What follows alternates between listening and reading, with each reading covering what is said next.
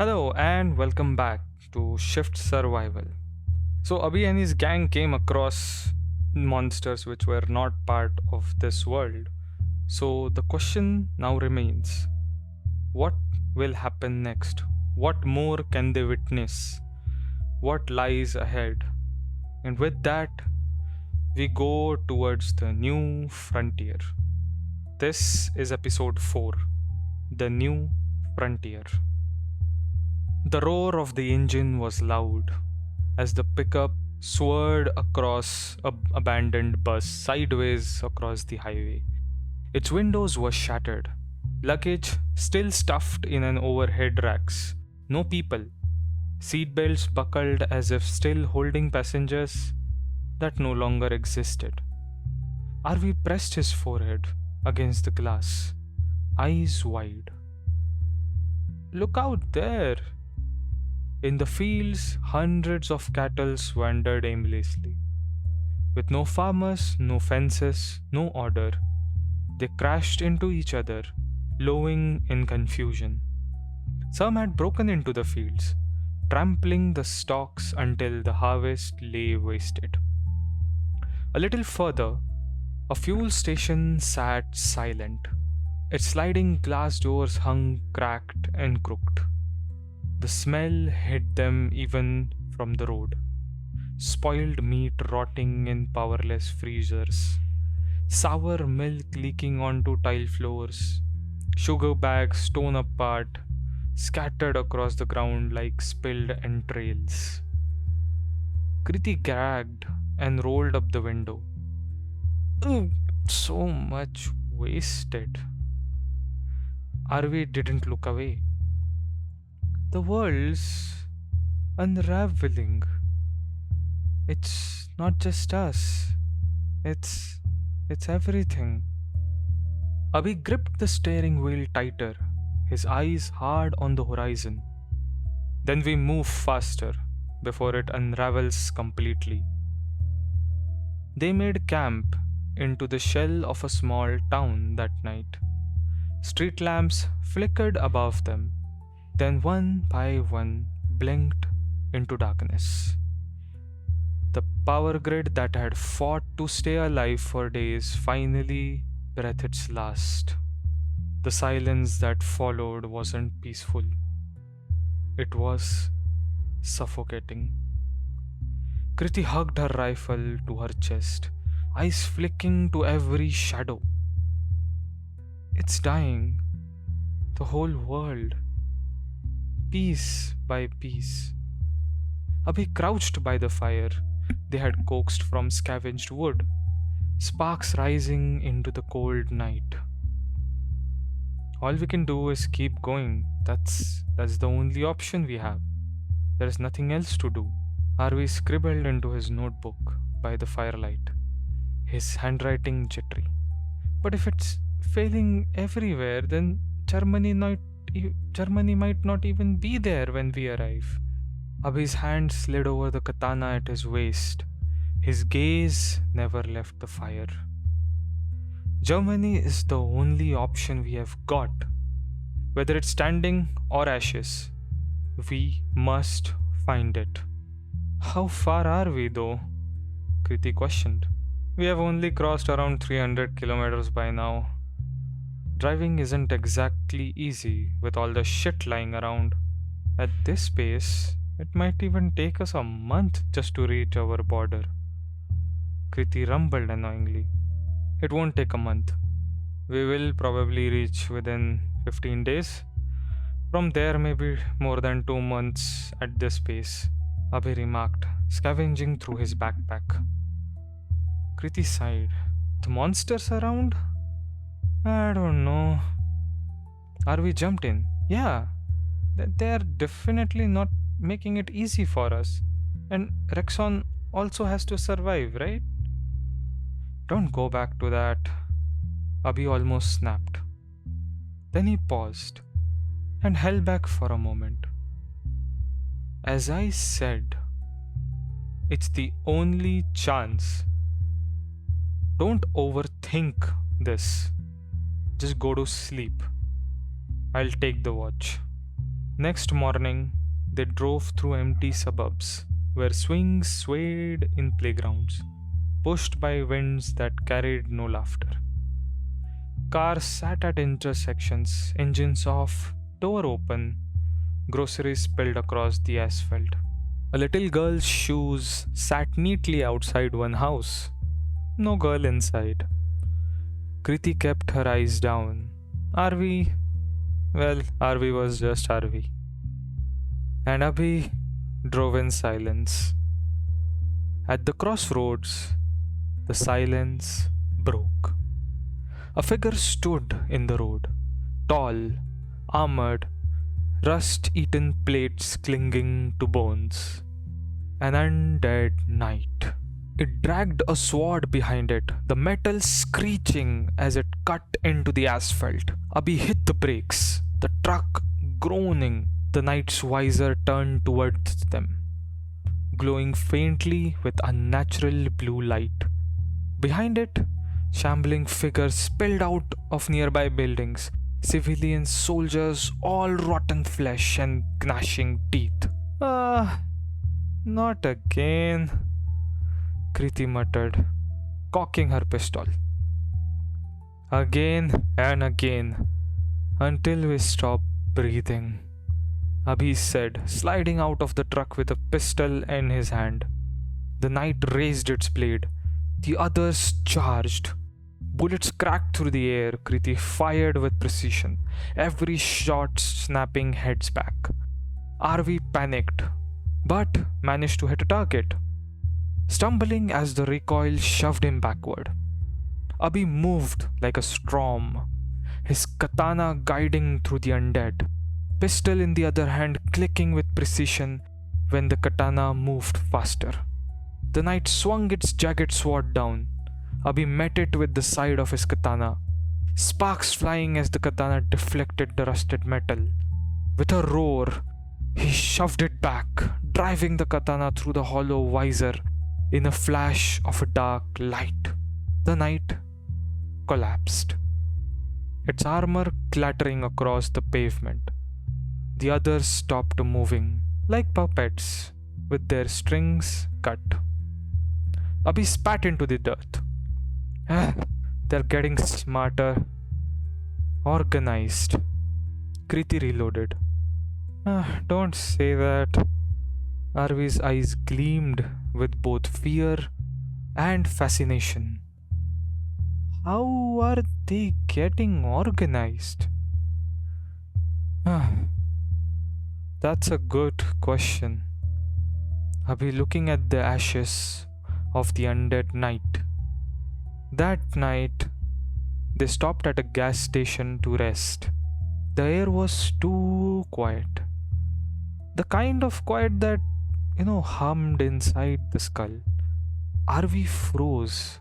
His voice was barely audible. Something is watching us. Abhi stepped out, katana unsheathed. The shadows at the edge of the light weren't still. They pulsed, shifting, writhing. It emerged. Tall, thin, limbs stretched too far, ending in claws that scratched the concrete. Its skin looked like a smoke trap inside flesh. Its face had no features, only a blur of shifting shadows. But when it opened its mouth, hundreds of voices whispered at once. Words they couldn't understand, but the words that clawed at their minds. Kriti fired, bullets tearing through its body, but the holes closed like water healing around stones. It lunged, tendrils whipping outward. Abhi slashed the katana, glowing faint in the moonlight, cutting clean through. The wound?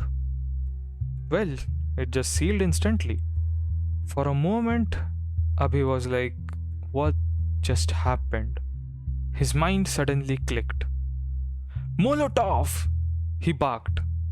RV hurled one they had scavenged, flames wrapping the creature in a cloak of fire. This time, it screamed. Not one but hundreds, overlapping in a shrill agony. The sound rattled their bones. Everyone held their ears. When the flames died, nothing but ash remained. They stood frozen, the night air still vibrating with phantom's whispers. Kriti's voice cracked. What was that? Harvey's notebook trembled in his hands. That wasn't even a human. Abhi stared at the ashes, his reflection flickering in the shards of glass. His stomach twisted with a realization he had been denying for days. No, that thing was definitely not a human by any measure. My head kinda hurts. Kriti holding her head. Those whispers. You both also heard it, right? Yeah. Kriti and Arvi echoed together, still holding their head. It was not in the ears, it was more in the head. Creepy whisperer, Arvi pinching his forehead. Did you see his hands and those claws? Kriti still startled by the look. Well, good thing that we know how to deal with one. That creepy fucker can be a problem. I agree. I don't want to deal with that again. Kriti looking in the general direction where the whisperer once stood. Let's take a break, Abhi commanded. They didn't sleep that night. The whispers lingered, echoing in their skulls, chasing them into the dark. The pickup roared back onto the road at dawn, its engine fighting against the silence. But the silence was changing too. It no longer felt empty. It felt alive. Like it was watching, waiting for them. Abhi drove on, his eyes fixed on the horizon. His voice was quiet, but sharp as steel. Guns won't be enough anymore. Not against things like that. Kriti shifted uncomfortably. Arvi's pencil kind of froze mid-word. But Abhi, his grip just tightened on the wheel. We need to get stronger, smarter, ruthless. Or we don't make it to Germany.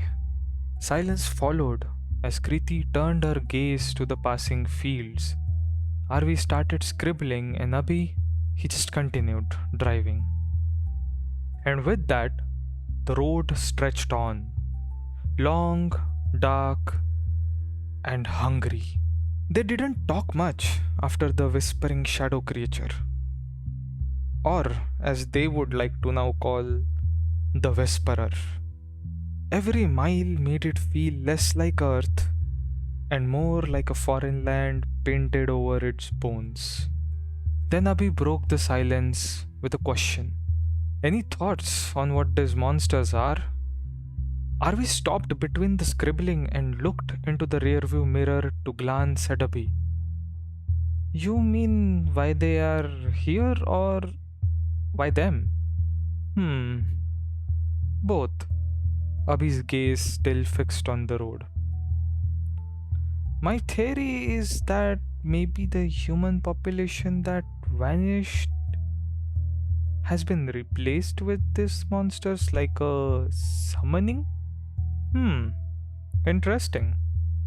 Abhi glanced in the rearview mirror. What about you, Kay? I have no clue. It's not the summoning because summoning does not leave any residue. After any undead or wolf or that creepy whisperer dies, there's dust and ash left like remains. I think they don't respawn also, like games. Arvi commented, still scribbling. Yeah. So it's not replacement, it's more like a balancing act. When people vanished, lots of energy must have been released.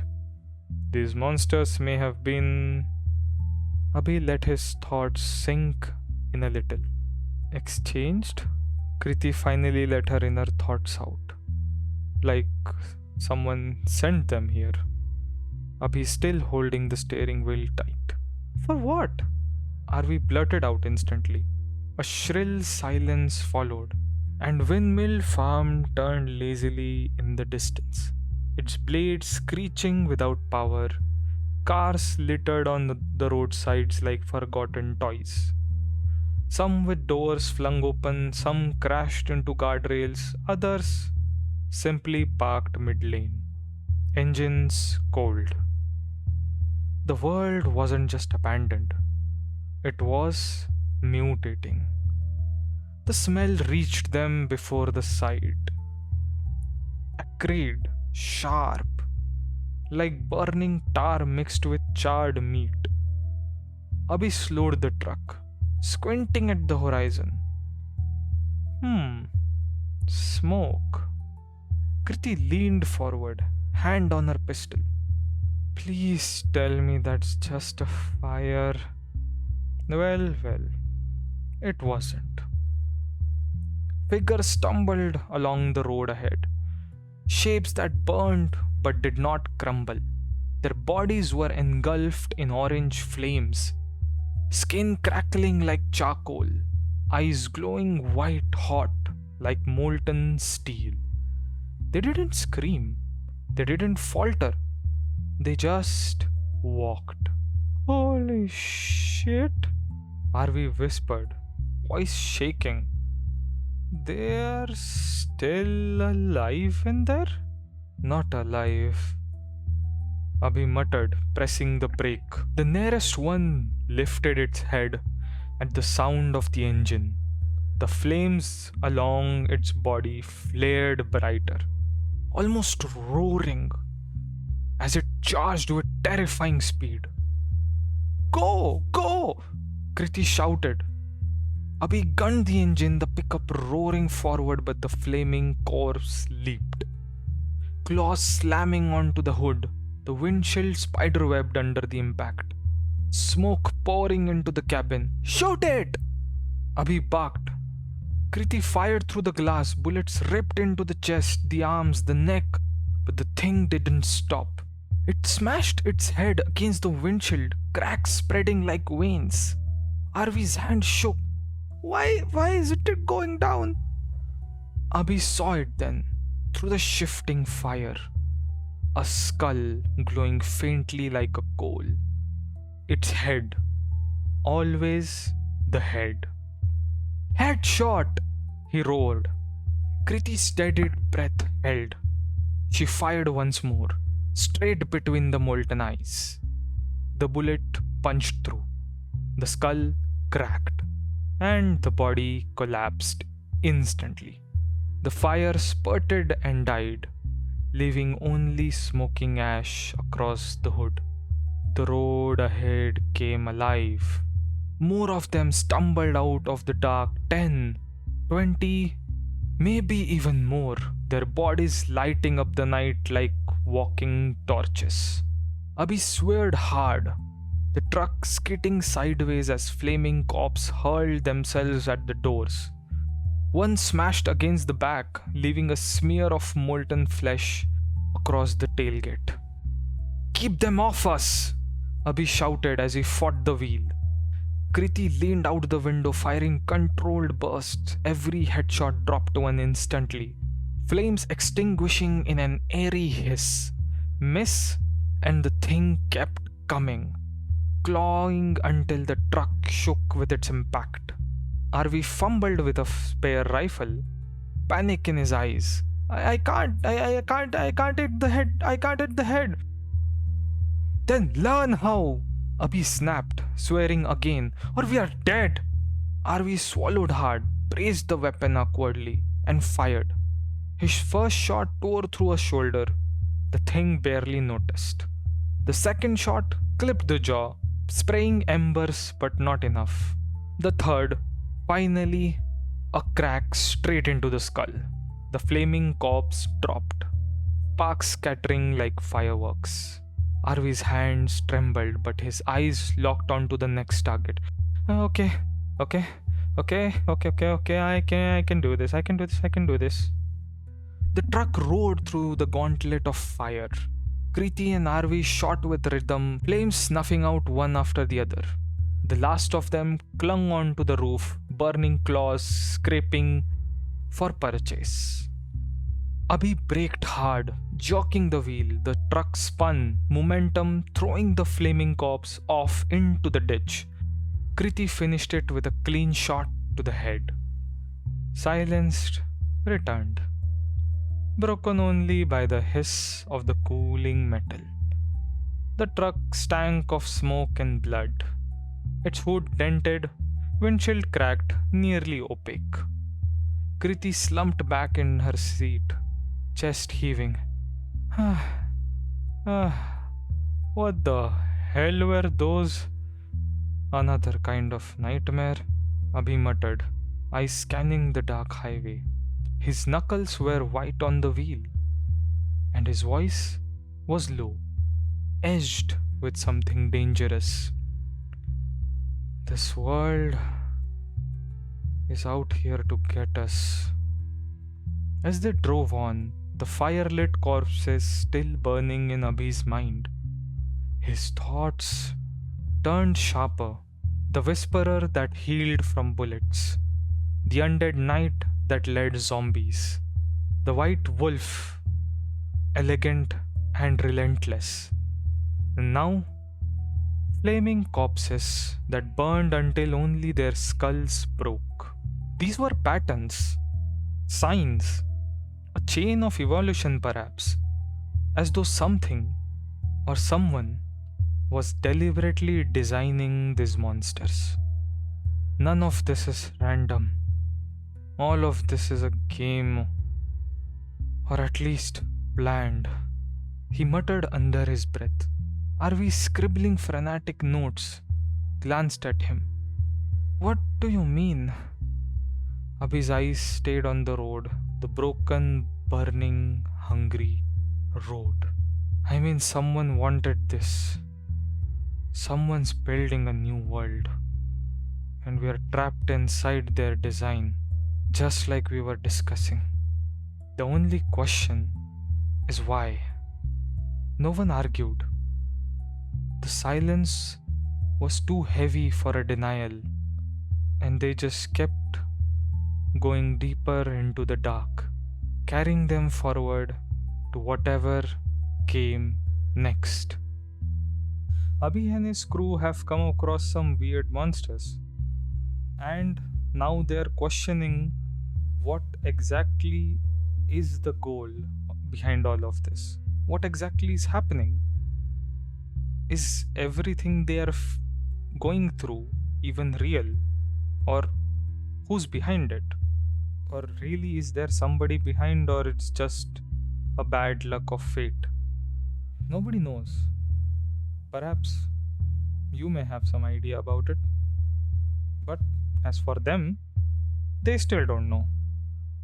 And with that, I think this will be the close of episode 4, The New Frontier. See you in the next one. Till then, have fun, have a good life, and keep listening.